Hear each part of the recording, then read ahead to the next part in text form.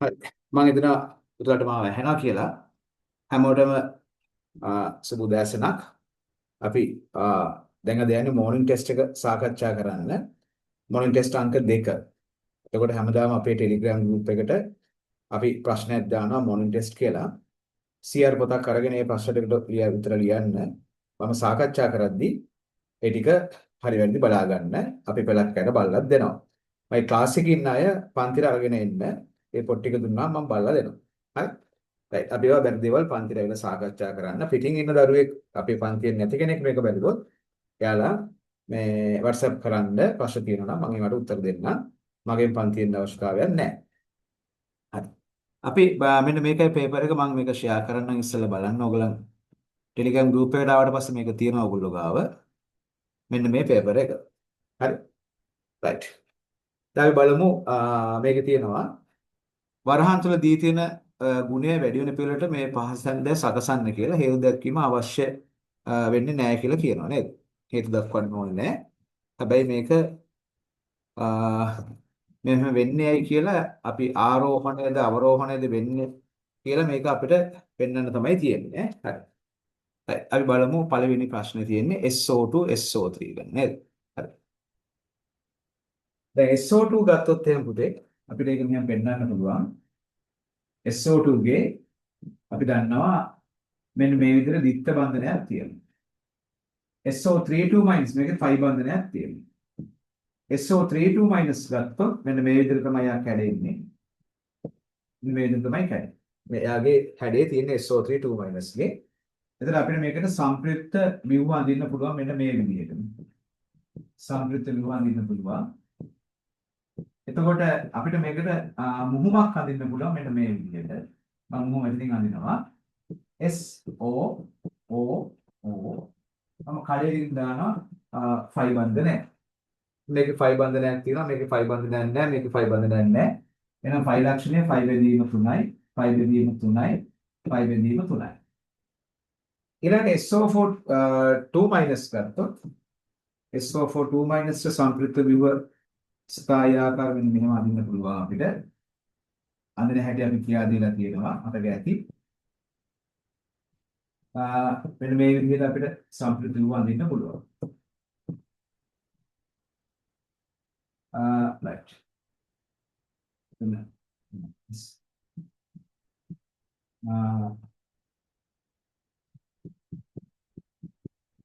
O minus O minus S O minus O O minus යුක්ත O යුක්ත O නේ. ඔය විදිහට අපිට සංප්‍රයුක්ත ව්‍යුහ හයක් අදින්න පුළුවන් මේ කවුරු සඳහාද මේ SO4 2- සඳහා SO4 2- සඳහා. right. හරිනේ. දැන් එතකොට හරිනේ මෙතන තිබ්බ මෙතන තියෙන්නේ. පැත්තට ගියා දෙපැත්තට ගියා. හරි. දැන් මේකට අපිට සංප්‍රයුක්ත මුහුමක් අදින්න පුළුවන්. මෙන්න මේ සඳහා මම මේ අදින්නම් පොඩියට O O4 අනිවාර්යයෙන්ම දෙනවා මේ විදිහට O4. ඊට මේකේ ෆයි බන්ධන අපිට කඩේකින් පෙන්වන්න පුළුවන්. ෆයි ලක්ෂණය ගන්න මෙහෙමයි. මෙතන ෆයි බන්ධන 1යි. මෙතන ෆයි බන්ධන 1යි. මෙතන ෆයි බන්ධන 1යි. මෙතන ෆයි බන්ධන නැහැ. ඔක්කොම view 6ක් තියෙනවා. එහෙනම් ෆයි බන්ධන 3 view 6ෙන් බෙදුවාම දෙන්නේ. දෙකෙන් එකයි. ෆයි බෙදීම 2යි. ෆයි බෙදීම 2යි. ෆයි බෙදීම 2යි. ෆයි බෙදීම 2යි. හරි. එතකොට මේකේ තනිකරම ෆයි, මේකේ ෆයි බෙදීම 3යි, මේකේ ෆයි බෙදීම 2යි. මොකද්ද තියරි එක? ෆයි ලක්ෂණ අඩු වෙන්න බන්ධන දිග වැඩි වෙනවා. ෆයි ලක්ෂණ අඩු වෙන්න බන්ධන දිග වැඩි වෙනවා. එහෙනම් ඔයගොල්ලන්ම තේරෙනවා මේකේ ෆයි ලක්ෂණ වැඩි කාගේද? SO2 ගේ. එනයාගේ බන්ධන දිග අඩුයි. ඊට පස්සේ ෆයි ලක්ෂණ වැඩි අඩුම කාගේද? SO4 2- එහෙනම් මෙන්න මේ විදිහට තමයි බන්ධන දිග මක් වෙන්නේද වැඩි වෙන්නේ. මේ විදිහට බන්ධන දිග මක් වෙනවද? වැඩි වෙනවානේ. ඔන්න බන්ධන දිග වෙනවද? ෆයි ලක්ෂණ අඩු වෙනකොට බන්ධන දිග වැඩි වෙනවා. එතකොට සංප්‍රයුක්ත ව්‍යුහ අඳින්න පුළුවන් කෙනෙක්ගේ අපිට ෆයි ලක්ෂණ හොයන්න නම් අපි මෙන්න මෙහෙම මුහුම අඳින්න ඕන. මේක බන්ධන පෙලෙන් යන්නත් පුළුවන්. නමුත් මේක ලේසි කියලා මම හිතනවා. මේක ඇඳ ගන්න පුතේ ඔයගොල්ලෝ. අවගන්න වීඩියෝ එක ස්ටොප් කරලා මේක ඇඳ ගන්න පුළුවන් නේද? right.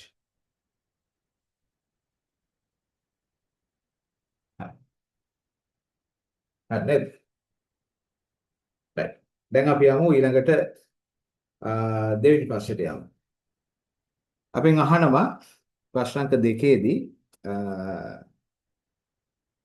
CO2 CO3 2 CH4 ගේ පරමාණුයේ විද්‍යුත් ඍණතාවය ගැන අපෙන් අහනවා. විද්‍යුත් ඍණතාවය කොහොමද වෙනස් වෙන්නේ කියලා. right. කොහොමද අපි ඒක සංසන්දනය කරන්නේ?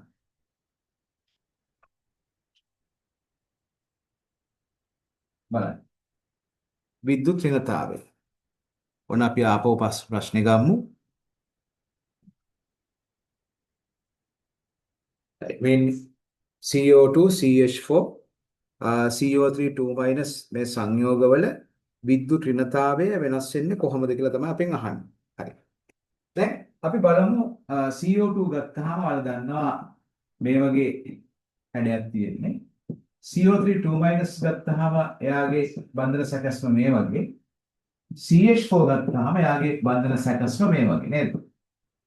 හරිනේ. ඔබට යන්නේ. right. මේක. හරි. දැන් එතකොට මේකේ ඔයගලන්ට බලන්න පුළුවන් මුහුම්කරණය. මුහුම්කරණය. කොහොමද? එයාගේ තියෙන්නේ සිග්මා 2යි නිසා මුහුම්කරණය sp. එයාගේ සිග්මා 3යි එහෙනම් මුහුම්කරණය sp2. එයාගේ සිග්මා 4යි ඒ නිසා මුහුම්කරණය sp3. sp3. එතකොට මෙයාගේ s ප්‍රතිශතය ගත්තොත් p1යි s1යි ඔක්කොම 2යි දෙකෙන් එකයි s ඉන්නේ.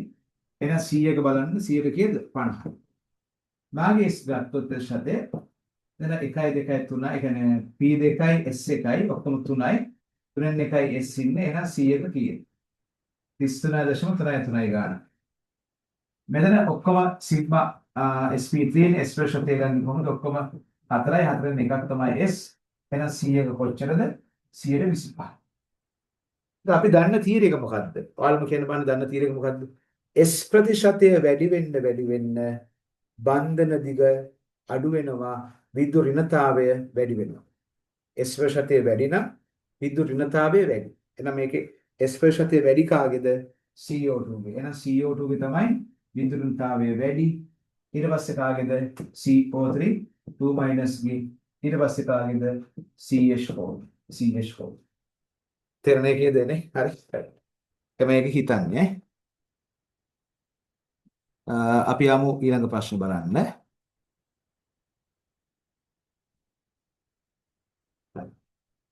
දැන් අපෙන් අහනවා වියෝජන උෂ්ණත්වයක් ගැන අහනවා නේද? NNO3 MgNO3 twice AlNO3 twice. right. කාට හරි මේ පේපර් එක ඕන නම් අපේ Telegram group එකට එන 2027 ඒකේ මේක තියෙනවා WhatsApp group එකෙත් තියෙනවා WhatsApp channel එකෙත් තියෙනවා නේ. right. උන්නෝගේ ප්‍රශ්නේ. කොහොමද අපි ඒකට උත්තර දෙන්නේ? බලන්න. NNO3 MgNO3 twice AlNO3 price. වියෝජන උෂ්ණත්වය කොහොමද වෙනස් වෙන්නේ කියලා අපෙන් අහනවා. දැන් අපිට ඉන්නේ සංයෝග තුනක් ඉන්නවා. කවුරුද? NaNO3 MgNO3 twice AlNO3 thrice. මොකද Na plus Mg2 plus Al3 plus. මේකේ අවස්ථාව. එතකොට Na plus කැටයනය වෙන්න Mg2 plus කැටයනය වෙන්න Al3 plus කැටයනය වෙන්න. ඒතර ඔයගොල්ලන්ට පේනවා මේකෙන් කැටයන කාර්යය කාගේද අඩු? ඇලුමිනියම්ගේ අඩුයි. අනික ආරෝපණය වැඩි. ඔයගොල්ලන්ට මතක ඇති ද්‍රවීකාරක බලය ගැන. නැත්නම් ද්‍රවීකරණ බලය. ද්‍රවීකරණ බලය. ද්‍රවීකරණ බලය කියන්නේ මොකද්ද? E බෙදීම R. E බෙදීම R කියලා කියන්නේ මොකද්ද? කැටයනය විසින් ඇනයනය විකෘති කරන්න යොදන බලය. ඒතර ද්‍රවීකාරක බලය කාගේද වැඩි? ඇලුමිනියම්ගේ වැඩි. ඇයි? ආරෝපණය වැඩි, අරය අඩුයිනේ. E වැඩි, අරය අඩුයි නේද? E වැඩි, අරය අඩුයි. ඒ නිසා අපිට කියන්න පුළුවන් ද්‍රවීකරණ බලය කාගේද වැඩි? AlNO3 thrice ගේ වැඩිනේ. වැඩිනේ. එතකොට ද්‍රවීකරණ බලය වැඩි කියන්නේ ඇනයනයේ විකෘතිය වැඩි. විකෘතිය වැඩි කියන්නේ වියෝජනය පහසුයි. වියෝජනය පහසුයි. එහෙනම් මෙතන වියෝජනය පහසු වෙන්නේ කාගේද? AlNO3 thrice ගේ ඊට පස්සේ MgNO3 twice ගේ අමාරුම වෙන්නේ කාගේද? NaNO3 නේ. NaNO3 ගේ. හරි. right. අපි යමු ඊළඟ ප්‍රශ්නෙට.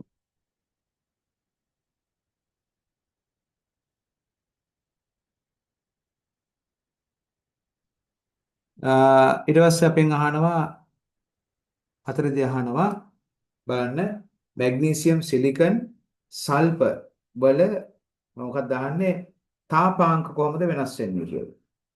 හරි. right. අපි බලමු කොහොමද මේකේ තාපාංක වෙනස් වෙන්නේ කියලා. Sulphur magnesium silicon.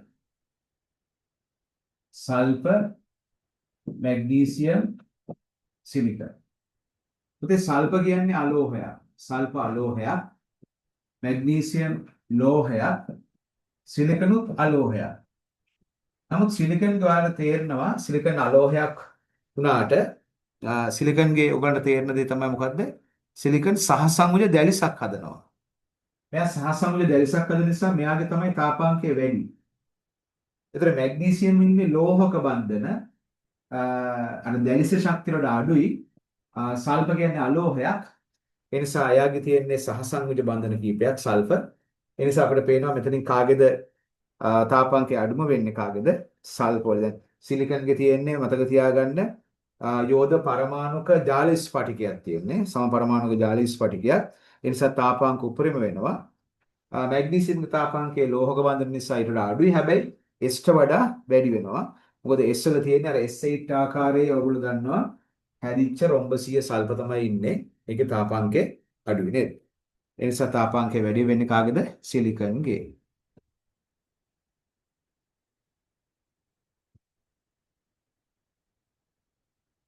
right. අපි යමු ඊළඟට පස්වෙනි එක. පරමාණු කාර්යය කොහොමද වෙනස් වෙන්නේ කියලා අපෙන් අහනවා නේ. හරි ලේසි උත්තරයක් ගන්න පුළුවන්. පරමාණු කාර්යය වෙනස් වෙන හැටි කවුද ඉන්නේ මොන ද්‍රව්‍ය කියන්නේ? මූල ද්‍රව්‍ය තියෙන්නේ අපිට පුතේ හතරයි. කවුද? ක්ලෝරින්, ෆොස්ෆරස්, සෝඩියම්, පොටෑසියම් නේ. හරි. දැන් අපි දන්නවා පළවෙනි කාණ්ඩය ගත්තොත් මේක හිතන්න දෙයක් නෑ ඇත්තම කතන්දරේ නම්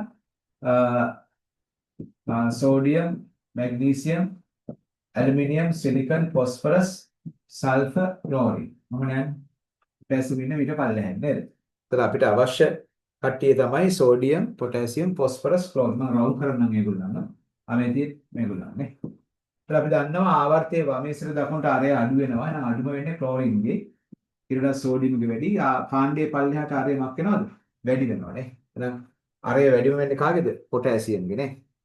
අඩුම වෙන්නේ ක්ලෝරින්ගේ ඊට වඩා ෆොස්ෆරස්ගේ වැඩි. ඊට වඩා සෝඩියම්ගේ වැඩි. ඊට වඩා කාගේද වැඩි? පොටෑසියම්ගේ වැඩි නේද? පොටෑසියම්ගේ වැඩි නේ. මම හිතන එක තේරෙන්නේ නැති කියලා. right. අපිට දීලා තියෙනවා නයිට්‍රමයිඩ්ගේ සැකිල්ලක් දීලා තියෙනවා. මේ තියෙන්නේ සැකිල්ල. නයිට්‍රමයිඩ්ගේ. මේක කරලා බලන්න ඕන. අතෝ නිකන් බලන්න යන්න එපා. මම චුට්ටක් වේගින් කරනවා මේ වීඩියෝ එකක් නිසා. නයිට්‍රමයිඩ්. මේක නයිට්‍රමයිඩ්. මෙතන O N O N H H මේක X මේක Y. නයිට්‍රමයිඩ්. නයිට්‍රමයිඩ්ගේ මුළු ඉලෙක්ට්‍රෝන ප්‍රමාණය අපෙන් අහනවා. දැන් මුළු ඉලෙක්ට්‍රෝන කිව්වම පොඩ පරිස්සම් වෙන්න වෙනවා. මුළු ඉලෙක්ට්‍රෝන ප්‍රමාණය ගැන ගත්තොත් එහෙම කොහොමද ගන්න? දැන් මේකේ ඉන්න ඔක්සිජන් පරමාණු දෙකක්. අපි දන්නවා එක ඕ පරමාණුක පරමාණු ක්‍රමාංකය 8යි. ඒ කියන්නේ ඉලෙක්ට්‍රෝන 8ක් තියෙනවනේ නේ. මේක ඔගේ 8 ඒවා දෙකක් ඉන්නවා. එහෙනම් කීයද? 16. N ගේ කීයද පුතේ? Hydrogen helium lithium beryllium boron carbon nitrogen 7යි. 7 ඒවා 2යි කීයද? 14යි. Hb කීයද? 1 ඒවා 2යි 2යි. දැන් කීයද? 10යි 12යි 3යි 4යි. අන්න බැට. එහෙනම් මුළු ඉලෙක්ට්‍රෝන සංඛ්‍යාව මේකේ ආරෝපණයක් ගැන කියන්නේ නැහැ නේද? නෑ නේද? කීයද? 10යි 12යි 32යි නේද? මුළු ඉලෙක්ට්‍රෝන සංඛ්‍යාව කීයද? 32යි. ඔන්න පළවෙනි කොටස අපි හදාගත්තා මුළු ඉලෙක්ට්‍රෝන සංඛ්‍යාව. ඊට පස්සේ අපි අහනවා මේකේ මුළු ඉලෙක්ට්‍රෝන සංඛ්‍යාව අපි හෙව්වා. අමලි වෙන්න එපා වැඩි කොට දාගන්න ඕනේ. ඇති මුළු ඉලෙක්ට්‍රෝන යුගල ප්‍රමාණය අපෙන් අහනවා. යුගල ප්‍රමාණය හොයන එක ලේසිනේ දැන්. මුළු ඉලෙක්ට්‍රෝන එකකට පස්සේ 32 බෙදුවා දෙකෙන් බෙදුවා යුගල ප්‍රමාණය කීයද? 16යි නේ 16. මුළු සංයුජතා ඉලෙක්ට්‍රෝන ප්‍රමාණය අහනවා. මුළු සංයුජතා ඉලෙක්ට්‍රෝන ප්‍රමාණය. ඒක ගන්නේ අවසාන කවචයේ ඉලෙක්ට්‍රෝන සංඛ්‍යාව. දැන් O දෙකක් ඉන්නවා. අවසාන කවචයේ 6යිනේ මෙයා 6 වෙනි කාණ්ඩ නිසා. right. N දෙකක් ඉන්නවා. අවසාන කවචයේ 5යිනේ 5 වෙනි කාණ්ඩ නිසා. 5 දෙක 10යි. H දෙකක් ඉන්නවා. අවසාන කාණ්ඩ 1යිනේ. පළවෙනි කාණ්ඩ නිසා 2යි. එහෙනම් කීයද? 24යි. සංයුක්ත ඉලෙක්ට්‍රෝන ප්‍රමාණය 24යි. අපෙන් අහන සංයුක්ත යුගල ප්‍රමාණය ඊට පස්සේ. යුගල ප්‍රමාණය බලන්නේ කොහොමද? 24 දෙකෙන් බෙදෙනවා කීයද? 12යි. 12යි නේ. 12යි නේ. ඊට පස්සේ අපෙන් අහනවා මේකේ ඇති මූලික බන්ධන ඉලෙක්ට්‍රෝන යුගල ප්‍රමාණය. ඉතින් බන්ධන යුගල් ගන්නේ සැකිල්ල බන්ධන සංඛ්‍යාවට සමානයිනේ මේකනේ. මූලික බන්ධන යුගල ප්‍රමාණය. බන්ධන ඉලෙක්ට්‍රෝන යුගල ප්‍රමාණය. මූලික. 1 2 3 4 5යි. එහෙනම් බන්ධන 5යි කියන්නේ යුගල් 5ක් තියෙනවා. ඒකසර ඉලෙක්ට්‍රෝන යුගල ප්‍රමාණය. කොහොමද ඒකසර ඉලෙක්ට්‍රෝන යුගල ගන්නෙ? මෙයාගේ සංයුක්ත ඉලෙක්ට්‍රෝන ඔක්කොම යුගල් කීයක් ඉන්නවද? 12ක් ඉන්නවා. ඊට පස්සේ මේකේ බන්ධන යුගල් කීයක් ඉන්නවද? 5ක් ඉන්නවා. එහෙනම් අපිට ගත්ත හැකි ඒකසර ඉලෙක්ට්‍රෝන යුගල ප්‍රමාණය ගන්න කොහොමද? 12න් 5ක් අඩු කරන්න. මුළු ඉලෙක්ට්‍රෝන යුගල් වලින් බන්ධන යුගල් ටිකම අඩු කරනවා. මුළු සංයුක්ත ඉලෙක්ට්‍රෝන යුගල් වලින් බන්ධන ඉලෙක්ට්‍රෝන යුගල් ටික අඩු කළාම අපිට එනවා ඒකසර ඉලෙක්ට්‍රෝන යුගල ප්‍රමාණය. right. මම හිතන එක තේරෙන්නේ නැති කියලා. වැඩ කරන්න වකන් නිලන් ඉන්න එපා. මම මේ වීඩියෝ ටික දිගටම දානවා. හරි. දැන් උක්ත සැකිල්ලට එකසර ඉලෙක්ට්‍රෝන වල පැවරීමේදී අවසාන ඉලෙක්ට්‍රෝන වල පැවරිය යුත්තේ nx ටද ny ටද කියලා අපෙන් අහනවා. හරි. දැන් මේකට අපි එකසර වල පවද්දී අපිට තේරෙන්නේ 7ක් ඉන්නවා කියන. කොහොමද පවරන්නේ? 2යි 4යි 6යි මෙතන 8යි. 2යි 4යි 6යි 8යි. දැන් යුගල් 7න් මෙතන යුගල් 3ක් ගියා මෙතන යුගල් 3ක් ගියානේ. ඉතුරු යුගලයේ දෙන්නේ x ටද y ටද? y ට නේද? ඇයි x ට අෂ්ටකය සම්පූර්ණ කරගන්න. දැන් nx ට මෙයාට 2යි 4යි 6යිනේ. 2යි 4යි 6යි. අෂ්ටකය සම්පූර්ණ කරගන්න ඕකේ යුගල් ගන්න පුළුවන්. හැබැයි y ට එහෙම එකක් බෑනේ. y ට අෂ්ටකය සම්පූර්ණ කරගන්න h ගෙන් ගන්න බෑනේ. තේරෙනවද මේ කියන දේ? හරි. ඒ නිසා අපිට වඩා සුසු වෙන්නේ යුගලයේ y ට සපයන එක නේද? ලියා ගන්න ඕන. ඒකසර යුගල් 7න් ඒකසර යුගල් 6ක් ඒකසර යුගල් 6ක් ඕට සපයන අතර පසු ඕට සැපයූ පසු ඉතිරිවන යුගලය ny ට පැවරිය යුතුය. ny ට පැවරිය යුතුය.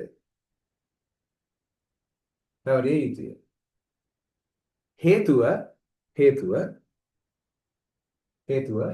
nx වලට nx වල x පරමාණුව මත ඇති O පරමාණු සමග බහුබන්ධන සාදමින් nx ට බහුබන්ධන සාදමින් nx ට අෂ්ටකයේ සපුරාගත හැකි වුවද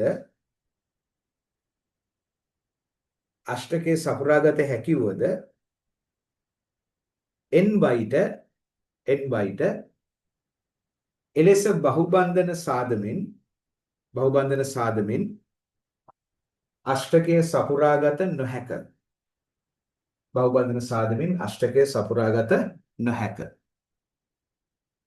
මම හිතන එක තේරෙන්නේ නැති කියලා ඔයාලට.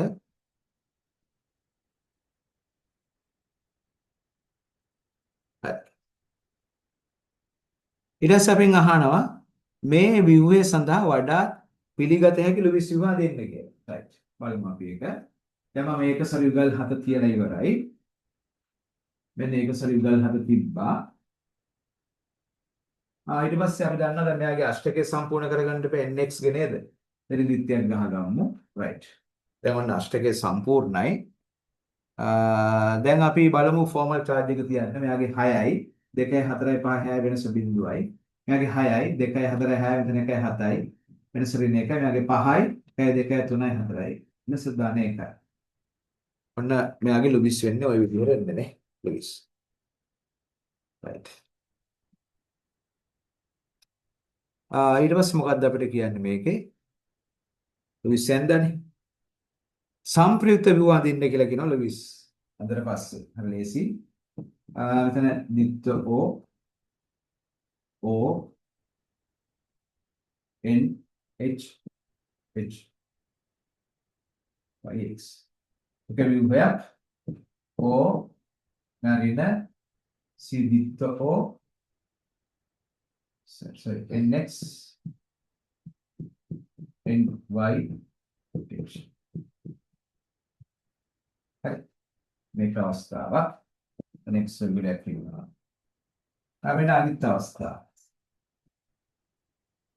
n O දිත්ත n h h. එතන දාන එතන රින එතන කමෙන්ට් එකක් පුළුවන් නේද? හරි. right දැන් මේ දෙන්න ගත්තොත් මේක ස්ථායි. සාපේක්ෂව මෙයාට වඩා මෙයා අස්ථායි. මෙයා අස්ථායි. ඇයි මෙයාට වඩා මෙයා ස්ථායි වෙන්නේ? මේකට කියන්න බලන්න.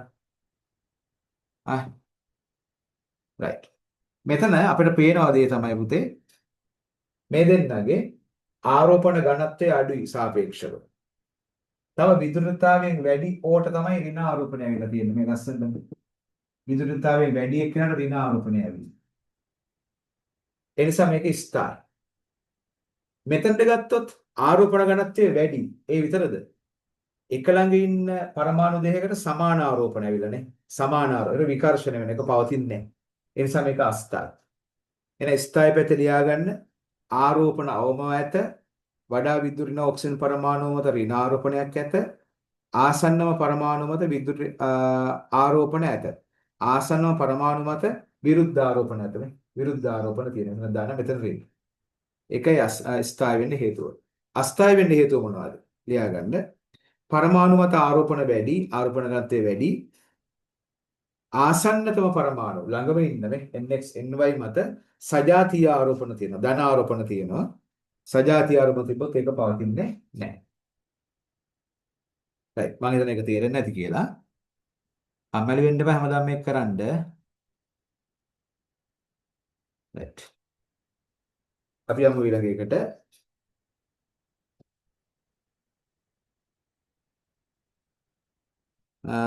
වගුවක් තියෙනවා සම්පූර්ණ කරන්න. බලන්න. දැන් මම ඒකට මේ සම්බන්ධ තියාගන්න. මේක මම තියාගන්න මෙන්න මේ විදිහට. බලන්න වගුව. අපි ගන්නවා මුළු සංයුක්ත ඉලෙක්ට්‍රෝන යුගල ප්‍රමාණය nx වටා සංයුක්ත ඉලෙක්ට්‍රෝන යුගල ප්‍රමාණය nx වටා ඊට පස්සේ ny වටා right සංයුක්ත ඉලෙක්ට්‍රෝන යුගල ප්‍රමාණය කියන්නේ පුතේ දැන් මෙතන මෙයා වටා ගත්තොත් එහෙම nx වටා ගත්තොත් එහෙම එයා වටා තියෙන ඔක්කොම බන්ධන යුගලුයි ඒකස යුගලුයි ඔක්කොම එහෙනම් මෙයා වටා බන්ධන කීයද 1යි 2යි 3යි 4යි එහෙනම් nx වටා කීයද 4යි හරි nx ny එතන 4යි මෙතනත් 4යි 1යි 2යි 3යි 4යි ඊට පස්සේ ෆයි බන්ධන යුගල් ප්‍රමාණය මෙතන ඉන්නේ ෆයි බන්ධන යුගල් 1යි මේකේ ෆයි බන්ධන නැහැ ෆයි බන්ධන නැහැ නේ VACPR යුගල් ගන්න මොකද කරන්නේ මේකේ සිග්මා බන්ධනේ 3යි තියෙන්නේ 1යි 2යි 3යි එහෙනම් සිග්මා 3යි මේකේ සිග්මා 1යි 2යි 3යි 4යි 4ක් තියෙනවා හරි ඊට පස්සේ මූලික හැඩය මෙයාගේ සිග්මා 3යි එකසර මූලික හැඩය ගත්තොත් සිග්මා 3යි නේ තියෙන්නේ වෙස්ප් යුගල් 3යි නේ තියෙන්නේ ඒ නිසා මේකට කියනවා තලීය ත්‍රිකෝණාකාරයි මේක වෙස්ප් යුගල් 4 නිසා මොකද්ද චතුස්තලීයයි නේ චතුස්තලීයයි ඊට පස්සේ මුහුම්කරණය ගත්තොත් මේක 1යි 2යි 3යි ඒ නිසා sp2 අරගේ sp3 නේ sp2 sp3 නේ ඒකසර ඉලෙක්ට්‍රෝන යුගල් මේකේ නැහැ මේකේ එකක් තියෙනවා නේ මේකේ ඊළඟට සිග්මා බන්ධන යුගල සංඛ්‍යාව. සිග්මා බන්ධන 1 2 3යි තියෙන්නේ. මේක සිග්මා බන්ධන 1 2 3යි තියෙන්නේ.